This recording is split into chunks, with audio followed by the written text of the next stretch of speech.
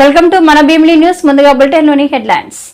ఏపీలో చెత్త పన్నుపై ప్రభుత్వం మరో సంచలన నిర్ణయం. విశాఖలో తిరుమల లడ్డు విషయంపై సుప్రీంకోర్టు చేసిన వ్యాఖ్యలను ఖండించిన షర్మిల. రాజకీయాల కోసమే తిరుపతి లడ్డు వివాదాన్ని తీసుకొచ్చారు. ఎంపీ అవినాష్ రెడ్డి విమర్శలు. విశాఖ రైల్వే జోన్పై BJP MP, railway standing committee chairman CM Ramesh కీలక వ్యాఖ్యలు.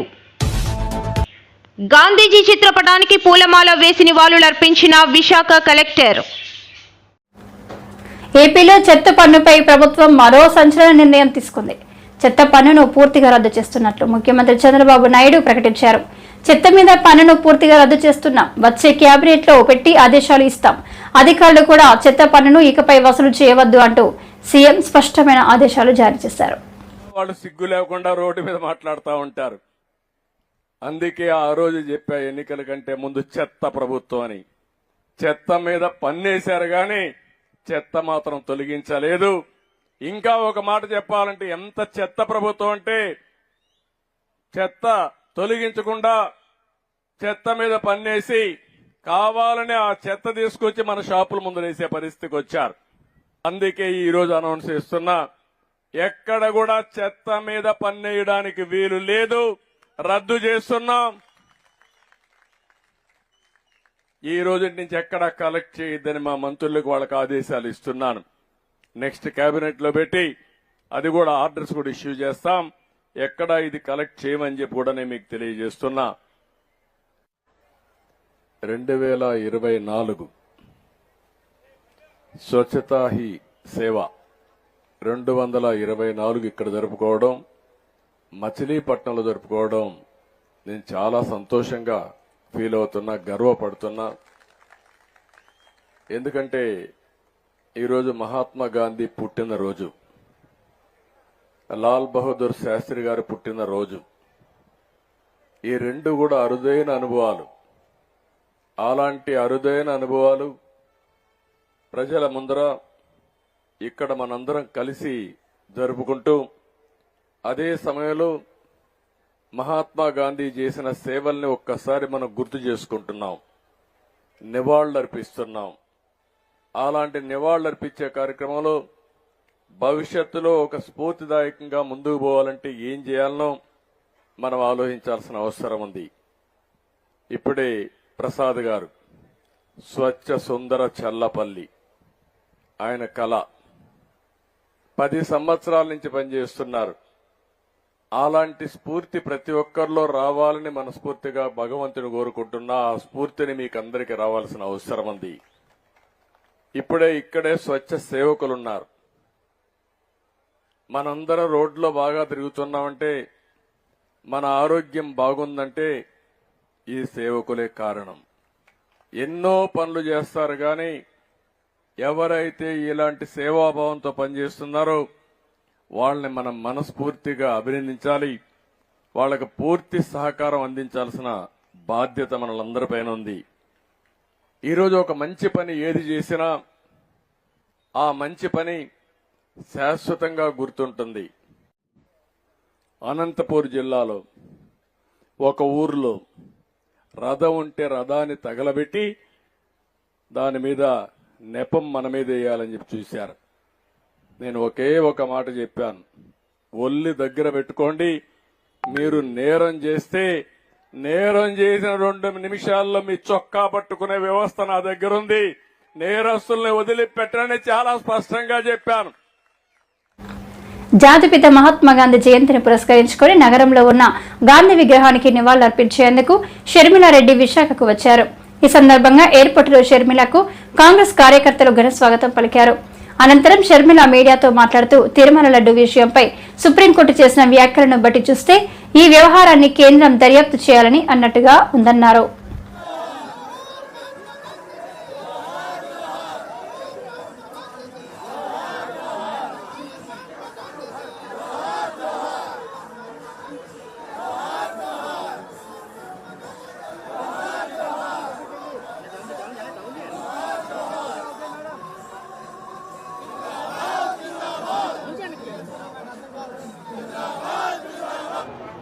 మహాత్మా గాంధీ మనిషినైతే బంధించవచ్చేమో కానీ భావాలను ఆలోచనలను బంధించడం అసాధ్యమని చాటి చెప్పిన మహనీయుడు బాపూజీ. అందుకే Bapuji father of the nation మనకే కాదు ఇతర దేశాలకు ప్రపంచం మొత్తంలో ఒక ఇన్స్పిరేషన్ గా నిలిచాడు మహాత్మా గాంధీ గారు. ఆయన నమ్మినది సత్యం, అహింస, శాంతి, సమానత్వం. ఉన్నాయా అన్నా ఈరోజు? ఇంకా బ్రతికే ఉన్నాయా ఇవి? వీటికి విలువ ఉందా? పాలకులు వీళ్ళకి గౌరవం లేదు. అందుకే ఇప్పుడు పాలకులు పాటిస్తున్నది గాంధీజీ సిద్ధాంతం కాదు, గాడ్సే సిద్ధాంతం. అవునా కాదా అన్నా? మత సామరస్యం కోసం ఎంతో చేశారు కాంగ్రెస్ పార్టీ అయినా, మన దేశాన్ని పాలించిన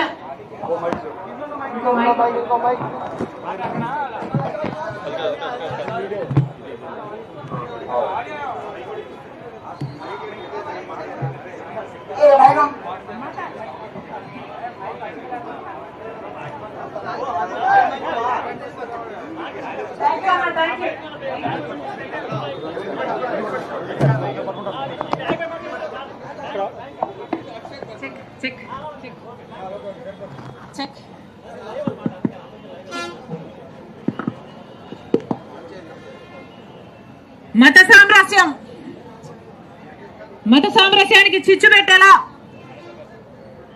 ఇప్పుడు మతం పేరుతో, కులం పేరుతో విభజించు పాలించు అన్న రీతిలో సాగుతుంది బీజేపీ పాలన. మన దేశంలో గాంధీజీ సిద్ధాంతాలు లేవు, ఇప్పుడు ఆర్ఎస్ఎస్ సిద్ధాంతాలే ఉన్నాయి. భారత రాజ్యాంగం నడవడం లేదు, ఇక్కడ ఆర్ఎస్ఎస్ రాజ్యాంగమే నడుస్తుంది. ఎప్పుడు చూసినా బీజేపీ పాలన మతాన్నైనా వాడుకోవాలి, కులాన్నైనా వాడుకోవాలి, ప్రాంతాన్నైనా వాడుకోవాలి, భాషనైనా వాడుకోవాలి. ఓ వర్గాన్ని అవమానించాలి, ఇంకో వర్గాన్ని రెచ్చగొట్టాలి, చిచ్చు పెట్టాలి, ఆ మంటలో వీళ్ళు చలి దాచుకోవాలి. ఇదే బీజేపీ చేసిన రాజకీయం. కానీ ఇది కాదు గాంధీజీ ఐడియాలజీ. సోదర భావం కోసం ఐక్య. విశాఖ రైల్వే జోన్ పై BJP MP railway standing committee chairman CM Ramesh కీలక వ్యాఖ్యలు చేశారు. త్వరలో రైల్వే జోన్ కు శంకుస్థాపన చేస్తామని వెల్లడించారు. రైల్వేను అన్ని ప్రాంతాలకు విస్తరించే దిశగా మోడీ ప్రణాళికలు రూపొందిస్తున్నారని తెలిపారు. రైల్వే ప్రయాణికులను మరిన్ని సౌకర్యాలు కల్పిస్తామని పేర్కొన్నారు. భారతదేశంలోనే అత్యున్నతమైన కమిటీ రైల్వే స్టాండింగ్ కమిటీ చైర్మన్గా నన్ను ఎంపిక చేసిన ప్రధానమంత్రి నరేంద్ర మోడీ గారికి, పార్టీ అధ్యక్షులు జేపీ నడ్డా గారికి, అలాగే హోంశాఖ మంత్రులు అమిత్ షా గారికి ధన్యవాదాలు తెలుపుకుంటూ, ఈ రైల్వే ఉండే కమిటీలలో రైల్వే కమిటీకి చాలా ఇంపార్టెంట్. మనకు కూడా చాలా ఇష్యూస్ ఉన్నాయి. దీనివల్ల ప్రయాణికులకు ఏ విధంగా ఇంకా మంచి సౌకర్యాలు కల్పించాలి, అలాగే ఫ్లైట్ కారిడార్ని ఏ విధంగా డెవలప్ చేయాలి. ఎందుకంటే రైల్వేస్లో డెవలప్మెంట్ చేసేందుకు చాలా ఉంది. ప్రధానమంత్రి కూడా ఈ రైల్వేస్ రూట్స్ అయితే ఏ విధంగా డెవలప్ చేశారో రైల్వేస్లో డెవలప్ చేశారని చెప్పేసి దృఢ సంకల్పంతో ఉన్నారు. దీనికి ఈ కమిటీ తోడ్పడుతుంది. ఈ బాధ్యత ఇచ్చిన దానికి ధన్యవాదాలు తెలియజేసుకుంటూ ఇక్కడ వచ్చిన ఈరోజు నాయకులందరికీ కూడా థ్యాంక్స్ తెలియజేస్తున్నాను. రైల్వే జోన్ ఆల్రెడీ అంతా రెడీగానే ఉంది. ల్యాండ్ ఒకటి సెలెక్ట్ చేసేసుకుంటే తొందరలోనే దానికి ఫౌండేషన్ కూడా అయిపోయింది. లేదా ఇప్పుడు 5 సంవత్సరాల కిందట మనం చూసాము, రైల్వే మినిస్టర్ డైరెక్ట్గా పార్లమెంట్లో చెప్పాడు స్టేట్ గవర్నమెంట్ ల్యాండ్ అడుగుతుంటే ఇవ్వలేదని. ఇప్పుడు మన ముఖ్యమంత్రి చంద్రబాబు నాయుడు గారు ల్యాండ్ ఇవ్వడం జరిగింది. కాబట్టి తప్పకుండా త్వరలోనే ఫౌండేషన్ డేటు మీకు తెలియజేస్తాం. రాజకీయాల కోసమే తిరుపతి లడ్డు వివాదాన్ని తీసుకొచ్చారని ఎంపీ అవినాష్ రెడ్డి విమర్శించారు. కల్తీ నెయ్యి వాడలేదని ఈవో ప్రకటించారు. వాడారని చంద్రబాబు అన్నారు. ప్రభుత్వంలోని పెద్దలకే సయోధ్య లేదు. సుప్రీంకోర్టు వ్యాఖ్యలతో అయినా ప్రభుత్వం కళ్లు తెరవాలని అవినాష్ రెడ్డి ఈ రోజు మీడియా ద్వారా వెల్లడించారు. లోకేష్ గారు ఒక స్టాండ్, వాళ్ళకే అబద్ధాలు చెప్పేదానికి మాట్లాడుకొని చెప్పడం లేదు. వాళ్ళు నలుగురు ఒకరొకరు ఇండిపెండెంట్ గా చెప్తా ఉన్నారు అబద్ధాలు. కాబట్టి సుప్రీంకోర్టు వేసిన మొట్టికాయల నేపథ్యంలో నిజంగా ఇప్పటికైనా దేవుణ్ణి అడ్డం పెట్టుకొని ఇటువంటి తప్పుడు పనులు చేయవద్దని చెప్పి చంద్రబాబు నాయుడు గారికి, ఈ తెలుగుదేశం పార్టీకి, భారతీయ జనతా పార్టీకి హితవు పలుకుతూ ఇటువంటి తప్పుడు పనులు చేయవద్దు, భవిష్యత్తులో ఇటువంటి కాంట్రవర్సీస్ దేవుణ్ణి అడ్డు పెట్టుకొని చేయవద్దు అని చెప్పి మరొకసారి హితవు పలుకుతూ ముగిస్తాం. కాంప్లెక్స్ మనం చూస్తాం. పులివెందుల్లో జిల్లాలోనే ఒక తలమానికంగా ఉండే ఒక అద్భుతమైన స్పోర్ట్స్ కాంప్లెక్స్ ఉంది. ఆ కాంప్లెక్స్ ను వినియోగంలోకి తీసుకొని రాలేని ఒక దౌర్భాగ్యమైన పరిస్థితుల్లో ఇవాళ టీడీపీ నాయకత్వము, కూటమి ప్రభుత్వము ఈ మాదిరి ఎన్నో కార్యక్రమాలు ఈ జిల్లాలో జగన్మోహన్ రెడ్డి గారు చేసి వెళ్ళారు. మీరు చేయాల్సిందల్లా వాటిని వినియోగంలోకి తీసుకొని రండి, వాటిని మెయింటైన్ చేయండి చాలు. అది చేయకుండా ఎంతసేపు ఉన్న ఇసుక ఎత్తడము, గ్రావెల్ ఎత్తడము, అక్రమ మైనింగ్ చేయడము, అక్రమంగా జిల్టిన్ స్టిక్స్ నిల్వ చేసుకోవడము, జూదం ఆడడము, ఇష్టం వచ్చినట్లు దోపిడీలు జరుగుతా ఉన్నా కూడా నిద్రపోవడము, మీరు కళ్ళు మూసుకొని నిద్రపోవడము, ఇటువంటివి మీరు చేస్తా ఉన్నారు. మరి ఇప్పటికైనా ఈ కూటమి ప్రభుత్వం, టీడీపీ నాయకత్వం, పోలీస్ శాఖ మేల్కొని లా అండ్ ఆర్డర్ ను కంట్రోల్లో పెట్టాలా, ఈ అక్రమ మైనింగ్ ఆగాల. పులివెందులలో జిల్లాలో, ముఖ్యంగా ప్రొద్దుటూరులో, పులివెందుల్లో యథేచ్ఛగా ఏదైతే జూదం జరుగుతా ఉందో వాటిని కూకుటి వేలతో పేల్చి మరి లా అండ్ ఆర్డర్ ను కంట్రోల్లో పెట్టే దిశగా జిల్లా ఎస్పీ, జిల్లా పోలీస్ యంత్రాంగం గట్టిగా చర్యలు తీసుకోవాలని చెప్పి వైఎస్ఆర్ కాంగ్రెస్ పార్టీ తరఫున డిమాండ్ చేస్తారా. లా అండ్ ఆర్డర్ ను గాడిలో పెట్టుకోవాలా. ఫర్దర్ ఇటువంటివి రిపీట్ కాకుండా మరి చర్యలు తీసుకోవాలని చెప్పి పోలీస్ శాఖను మనవి చేస్తూ, ఈ నియోజకవర్గానికి సంబంధించిన, ఈ జిల్లాకు సంబంధించిన టీడీపీ నాయకత్వాన్ని కూడా నేను ప్రశ్నిస్తా ఉన్నాను. జగన్మోహన్ రెడ్డి గారు 5 ఏళ్లలో అద్భుతమైన అభివృద్ధి కార్యక్రమాలు చేసినాడు. మీరు గొప్ప పనులు ఏమీ చేయనక్కర్లే, ఆయన చేసేది వినియోగంలోకి తీసుకుంటాండి చాలు. ఆయన అంత అద్భుతంగా హాస్పిటల్, మెడికల్ కాలేజీ నిర్మాణం పూర్తి చేసినాడు. ఈ సంవత్సరం 50 సీట్లు మరి నేషనల్ మెడికల్ కౌన్సిల్ ఎన్ఎంసీ ఒక 50 సీట్లు మంజూరు చేసింది. మంజూరైన సీట్లను వద్దని చెప్పిన దౌర్భాగ్యమైన ప్రభుత్వం ఇవాళ కూటమి ప్రభుత్వం మన రాష్ట్రంలో ఉంది. మంజూరైన 50 సీట్లు కూడా మాకు వద్దు అని చెప్పి, దీని వెనుకలో ఉన్న మతలబ్ ఏంటంటే నెక్స్ట్ ఇయర్ రాష్ట్ర వ్యాప్తంగా 5 కాలేజీలను ప్రైవేట్ మోడ్ లో మొదలు పెట్టాలన్న ఒక దురాలోచనతో ఇవాళ ప్రభుత్వ కాలేజీ కింద మనకు మంజూరైన 50 సీట్లను కూడా ఈ ప్రభుత్వం వద్దని చెప్పింది. దీని వెనుకలో ఉన్న దురాలోచన ఒకటే, నెక్స్ట్ ఇయర్ ప్రైవేట్ మోడ్ లో ఆ కాలేజీని మొదలు పెట్టించాలనేది గవర్నమెంట్ యొక్క ఉద్దేశం. సో ఈ మాదిరి ఈ ఊర్లో జగన్మోహన్ రెడ్డి గారు చేసిన మంచి పనులు, ఈ జిల్లాకు ఆయన చేసిన మంచి పనులు, అభివృద్ధి కార్యక్రమాలు, రైతుల కోసం ఇంటిగ్రేటెడ్ కోల్డ్ స్టోరేజ్ కట్టించారు. 500 టన్నులకు సంబంధించిన, మెట్రిక్ టన్నులకు సంబంధించిన కోల్డ్ స్టోరేజ్ కట్టించారు. దాదాపు 30 కోట్ల రూపాయలు పెట్టి కట్టించారు. ఇవాళ వీళ్ళు చేయాల్సిందల్లా ఒకటే, ఈ కూటమి ప్రభుత్వం చేయాల్సిందల్లా ఒకటే, పేపర్ యాడ్ ఇవ్వాలి, expression of interest paper ad ఇవ్వాలా, ఇచ్చి ఒక మంచి యూజర్ ఏజెన్సీని ఐడెంటిఫై చేసి వాళ్లకు ఆ ఇంటిగ్రేటెడ్ కోల్డ్ స్టోరేజ్ అప్పచెప్పాలి. వాళ్ళు రైతులకు సేవలు అందిస్తారు. రైతుల దగ్గర నుంచి బనానాస్ తీసుకోవడం, దాన్ని ప్రిజర్వ్ చేయడం, రేట్లు పెరిగినప్పుడు ఇవ్వడం.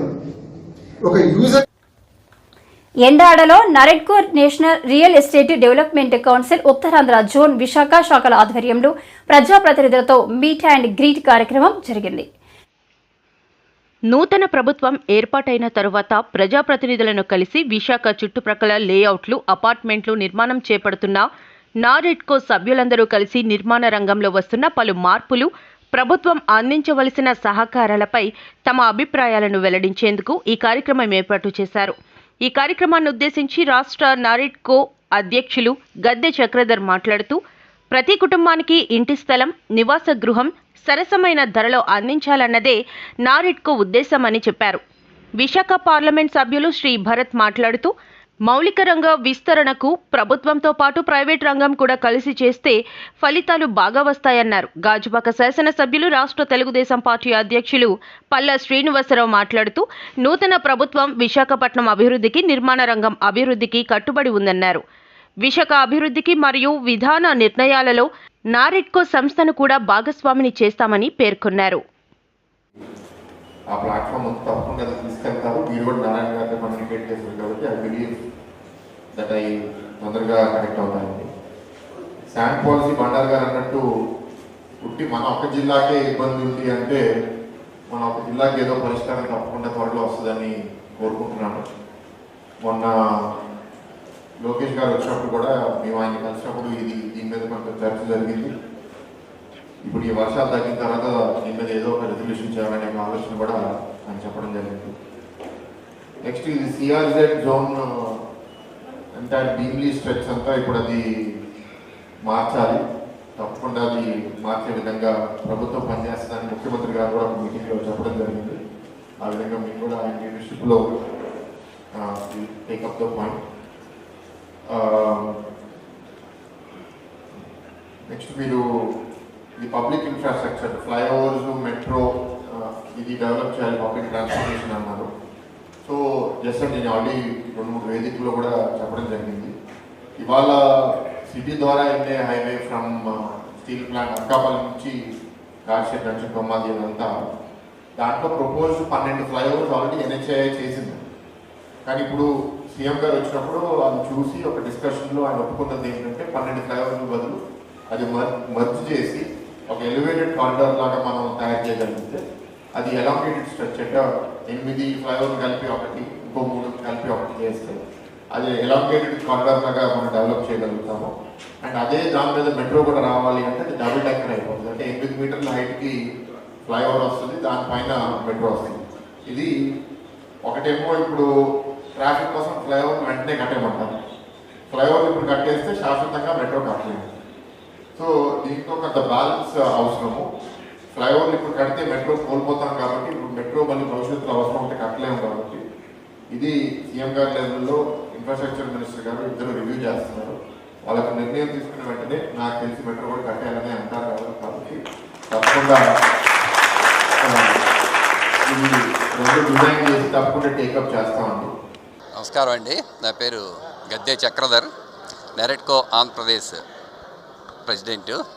ఈ రోజున మన విశాఖపట్నంలో NAREDCO north zone, Visakhapatnam, Vizianagaram chapters వాళ్ళు మన విశాఖపట్నం నగరంలో గెలుపొందినటువంటి పార్లమెంట్ సభ్యులు శ్రీ భరత్ గారు, అలాగే విశాఖపట్నంలో 4 నియోజకవర్గాలు ఈస్ట్, వెస్ట్, నార్త్, సౌత్ నియోజకవర్గాల శాసనసభ్యులు మరియు అట్లా గాజువాక, అలాగే పెందుర్తి, మాడుగుల శాసనసభ్యులు వీరందరూ, అట్లాగే పలాస శాసనసభ్యులు గౌ శ్రీషా గారు, చీరాల శాసనసభ్యులు కొండయ్య గారు, వీరందరినీ కూడా ఈ రోజున మేము ఇక్కడ పిలిచి వాళ్ళకి సత్కారం చేయటం జరుగుతుంది.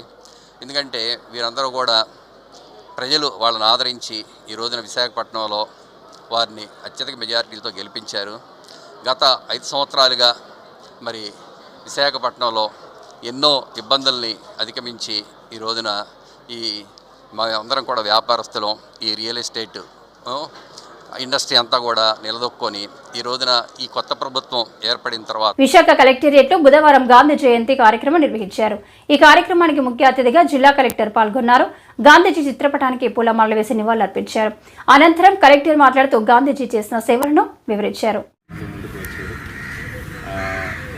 సో మనం ఒకటే గుర్తుపెట్టుకోవాలి, వాళ్ళు చేసిన త్యాగాలు ఎప్పుడు కూడా మనం గుర్తుపెట్టుకుంటే మన భవిష్యత్తు బాగుంటుంది. ఎందుకంటే we are forgetting the sacrifices and we are living in our own world without respecting the ideals which were propagated by the then freedom fighters. వాళ్ళు ఎంతో కష్టపడి స్వతంత్రాన్ని మనకు అందజేస్తారు.